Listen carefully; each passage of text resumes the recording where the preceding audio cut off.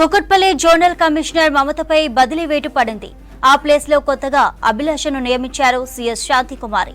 2010 నుంచి జీహెచ్ఎంసీలోనే మమత పనిచేస్తున్నారు.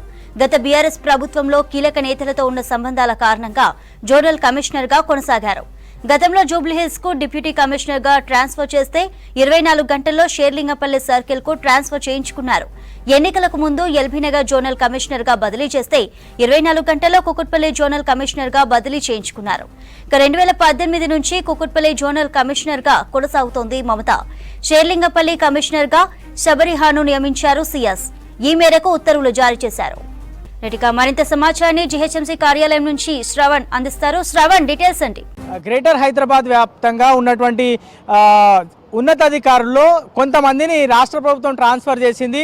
ముఖ్యంగా గత ప్రభుత్వంలో కీలకంగా ఉన్నటువంటి నాయకులకు, ముఖ్యంగా కేటీఆర్కి దగ్గరగా ఉన్నటువంటి అధికారులకు కానీ, లేకపోతే అప్పుడు బీఆర్ఎస్ ప్రభుత్వంలో క్యాబినెట్లో ఉన్నటువంటి మంత్రులకు చాలా దగ్గరగా ఉన్నటువంటి అధికారులను రాష్ట్ర ప్రభుత్వం ట్రాన్స్ఫర్ చేసింది. చాలా ఎక్కువ కాలం నుంచి జీహెచ్ఎంసీలో పనిచేస్తూ చాలా పలుకుబడి ఉన్నటువంటి అధికారిగా పేరు సంపాదించుకున్నటువంటి కుకట్పల్లి జోనల్ కమిషనర్ మమత ట్రాన్స్ఫర్ అయ్యారు. ఆమె చాలా రోజుల నుంచి ఎప్పుడు ట్రాన్స్ఫర్ అవుతారు అనేటువంటి ఎదురు చూపులు కూడా చాలామంది ఉన్నారని చెప్పుకోవచ్చు. అంటే ఈమె దాదాపుగా 15 సంవత్సరాల నుంచి జీహెచ్ఎంసీలోనే పనిచేస్తూ ఉంది. 2010 నుంచి 2017-18 వరకు డిప్యూటీ కమిషనర్గా పనిచేశారు.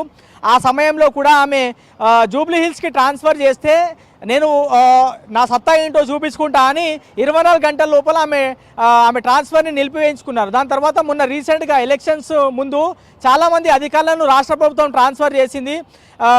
ఆ ట్రాన్స్ఫర్లలో కూడా కుకట్పల్లి జోనల్ కమిషనర్గా ఉన్న మమతను ఎల్బీనగర్ జోనల్ కమిషనర్గా ట్రాన్స్ఫర్ చేస్తే ఎవరూ అధైర్యపడాల్సినటువంటి అవసరం లేదు, ప్రభుత్వం మనదే, మనం చెప్పినట్టు నడుస్తుంది అనేటువంటి అంశం ఆమె అక్కడ ఉన్నటువంటి అధికారులకు చెప్పి కేవలం 24 గంటల లోపలనే ఆమె ట్రాన్స్ఫర్ మళ్ళీ రిటర్న్ తెప్పించుకున్నారు. ఆమె ప్రస్తుతం కుకట్పల్లి జోనల్ కమిషనర్గానే ఉన్నారు. ఇప్పుడు మాత్రం కొద్ది క్షణాల ముందే రాష్ట్ర ప్రభుత్వము ఈ ట్రాన్స్ఫర్కి సంబంధించినటువంటి ఆదేశాలు ఇచ్చింది. ఆమె కుకట్పల్లి జోనల్ కమిషనర్గా ఉన్న మమతను ట్రాన్స్ఫర్ చేస్తున్నట్లు రాష్ట్ర ప్రభుత్వంలోని ఎంఏయుడి శాఖ ప్రకటించింది. అక్కడ కొత్తగా రిపోర్ట్ చేసినటువంటి అభిలాషకి కుకట్పల్లి జోనల్ కమిషనర్గా పోస్టింగ్ ఇచ్చారు. అట్లాగే షేర్లింగంపల్లి జోనల్ కమిషనర్గా ఉన్నటువంటి శ్రీనివాస్ రెడ్డి కేటీఆర్కి చాలా దగ్గర. ఆయన గతంలో సిరిసిల్లాలో కూడా పనిచేశారు. ఆయన టెక్స్టైల్ శాఖకు సంబంధించినటువంటి అంటే డిపార్ట్మెంట్కి సంబంధించినటువంటి ఉద్యోగి. ఆయన డెప్యుటేషన్ మీద వచ్చి జీహెచ్ఎంసీలో పనిచేస్తూ ఉన్నారు చాలా రోజుల నుంచి. సో ఆయనను కూడా ఆయన పేరెంట్ డిపార్ట్మెంట్కి వెళ్ళిపోవాలి ఇమీడియట్గా అనేటువంటి అంశాన్ని ఆర్డర్లో మెన్షన్ చేస్తూ జీహెచ్ఎంసీలో అడిషనల్ కమిషనర్గా ఉన్నటువంటి స్నేహ శబరీష్ను షేర్లింగపల్లి జోనల్ కమిషనర్గా బాధ్యతలు ఇచ్చినటువంటి పరిస్థితి ఉంది. ఇక అది కాకుండా వెంకటరమణ అనేటువంటి ఒక సూపరింటెండెంట్ ఇంజనీర్ ఉన్నారు. జీహెచ్ఎంసీలోనే చాలా సంవత్సరాల నుంచి ఆయన జీహెచ్ఎంసీ హెడ్ ఆఫీసర్గా ఉండి జీహెచ్ఎంసీకి సంబంధించినటువంటి వెస్ట్కి సంబంధించినటువంటి ఇంజనీరు పనులు కూడా ఆయనే చూస్తూ ఉన్నారు. మనము కేబుల్ బ్రిడ్జ్ చూసుకోవచ్చు. కేబుల్ బ్రిడ్జ్కి సంబంధించినటువంటి పనుల్లో ఆయన చాలా కీలక పాత్ర పోషించారు. సో ఆయనని కూడా ఇక్కడ నుంచి ట్రాన్స్ఫర్ చేస్తూ మూసీ రివర్ బోర్డుకి ఆయన ట్రాన్స్ఫర్ చేశారు. అక్కడ ఎస్సీగా ఆయన వ్యవహరించబోతున్నారు రాబోయే రోజుల్లో అనేది రాష్ట్ర ప్రభుత్వం ఆర్డర్ ఇచ్చింది. ఇంకా మరో అంశం మనము ఒకసారి గమనిస్తే కొంతమంది డిప్యూటీ కమిషనర్లను కూడా రాష్ట్ర ప్రభుత్వము ట్రాన్స్ఫర్ చేసింది. ఒకసారి మనం ఆర్డర్ చూసేటువంటి ప్రయత్నం చేద్దాం. చాలా కాలం నుంచి ఒకసారి ఇది చూడొచ్చు. Y Srinivas Reddy deputy collector working as special officer ఎలక్షన్స్లో ఈయన ఇక్కడికి వచ్చారు. సో ఆయన here by transferred and posted as deputy commissioner Falaknuma old సిటీలోని ఫలక్నుమా సర్కిల్కి ఆయన డిప్యూటీ కమిషనర్గా వెళ్ళారు. మరోవైపు కుమారి డి లావణ్య ఆమె ప్రస్తుతం ఏఎంసీగా ఉన్నారు. Is retained in circle number 10 Falaknuma GHMC as a municipal assistant municipal commissioner GHMC గా. దాని తర్వాత వి నరసింహ డిప్యూటీ కమిషనర్గా సంతోష్ నగర్లో ఉన్నారు. ఆయన ట్రాన్స్ఫర్ అయ్యారు. కుత్బుల్లాపూర్కి ట్రాన్స్ఫర్ అయ్యారు. నాగమణి అక్కడ నుంచి ట్రాన్స్ఫర్ అయింది. ఇక నాగమణికి సంతోష్ నగర్ డిప్యూటీ కమిషనర్గా బాధ్యతలు ఇచ్చారు. ఇక L Saritha deputy commissioner finance GHMC here by transferred and posted as deputy commissioner Charminar. ఇక్కడ డాకు నాయక్ అనేటువంటి అధికారిని ట్రాన్స్ఫర్ చేశారు. డాకు నాయక్ని హెడ్ ఆఫీస్లో రిపోర్ట్ చేయమని. ఇట్లా 6 మంది డిప్యూటీ కమిషనర్లను రాష్ట్ర ప్రభుత్వం ట్రాన్స్ఫర్ చేసింది.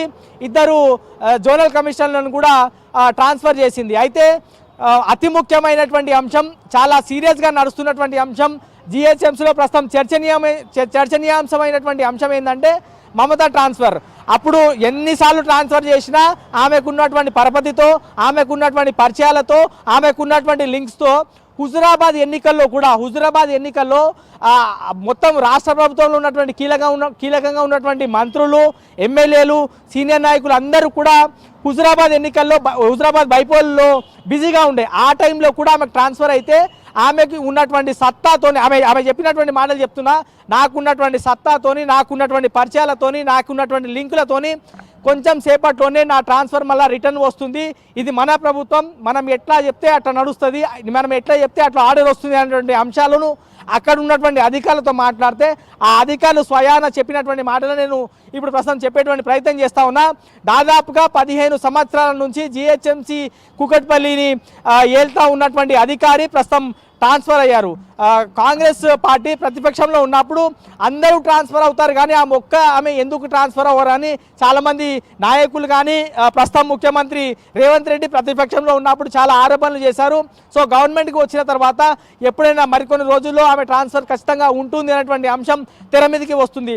ఐఏఎస్ ఆఫీసర్లు కానీ ఐపీఎస్ ఆఫీసర్లు కానీ రెగ్యులర్గా ట్రాన్స్ఫర్ అవుతున్నప్పుడు మమతా ఎప్పుడు ట్రాన్స్ఫర్ అవుతారు అని జిహెచ్ఎంసీ వ్యాప్తంగా కూడా అధికారులు కానీ నాయకులు కానీ ఇతర జిహెచ్ఎంసీలో ఆఫీస్లో ఎవరైతే పనిచేస్తారో వారందరూ కూడా చర్చించుకుంటారు. ఎట్టకేలకు ఆమె ట్రాన్స్ఫర్ అయింది. NIUM అనేటువంటి ఒక సంస్థకి ఆమెని ట్రాన్స్ఫర్ చేశారు. రీసెంట్గా మనం చూసినాము, కేటీఆర్ ఓఎస్డీగా ఉన్నటువంటి మహేందర్ రెడ్డి కూడా NIUMకే వెళ్ళారు. అంటే అది ఆల్మోస్ట్ పెద్దగా పని ఉండకపోవచ్చు ఆ శాఖ నుంచి అనేది కొంతమంది అధికారులు చెప్తారు. మనకి దానిపైన పూర్తి స్థాయిలో అసలు ఆమె డ్యూటీ ఏముంటుంది అనేటువంటి అంశం క్లారిటీ లేదు. కానీ కేటీఆర్ ఓఎస్డీగా పనిచేసినటువంటి మహేందర్ రెడ్డి అదే NIUMకి వెళ్ళారు. చాలా సంవత్సరాల నుంచి కూకట్పల్లి జోనల్ కమిషనర్గా కానీ, కూకట్పల్లి డిప్యూటీ కమిషనర్గా, కుత్బుల్లాపూర్ డిప్యూటీ కమిషనర్గా పనిచేసినటువంటి మమత ప్రస్తుతం ఆమె NIUMకి ట్రాన్స్ఫర్ అయ్యారు. సో జిహెచ్ఎంసీలో ఎప్పుడెప్పుడు ట్రాన్స్ఫర్ అవుతాయని చాలా రోజుల నుంచి వార్తలు వస్తానే ఉన్నాయి. అన్ని శాఖల్లో ట్రాన్స్ఫర్లు జరుగుతున్నాయి, కానీ ఒక జిహెచ్ఎంసీలో మాత్రమే ట్రాన్స్ఫర్లు జరగట్లేదు. ఎప్పుడు జరుగుతాయని చాలామంది అధికారులు ఎదురు చూస్తూ ఉన్నారు. సో ఫైనల్గా రాష్ట్ర ప్రభుత్వం అనుకున్నట్టుగానే, భావించినట్టుగానే, ఇతర అధికారులు కూడా భావించినట్టుగానే రాష్ట్ర ప్రభుత్వం ట్రాన్స్ఫర్లో ఆర్డర్ ఇచ్చింది. MAD నుంచి ట్రాన్స్ఫర్కి సంబంధించినటువంటి ఆర్డర్లు వచ్చాయి. MADకి సంబంధించినటువంటి అధినేత దానకిషోర్ ఈ ఆర్డర్ని రిలీజ్ చేశారు. కూకట్పల్లి జోనల్ కమిషనర్గా పనిచేస్తున్నటువంటి మమత NIUMకి ట్రాన్స్ఫర్ అయింది.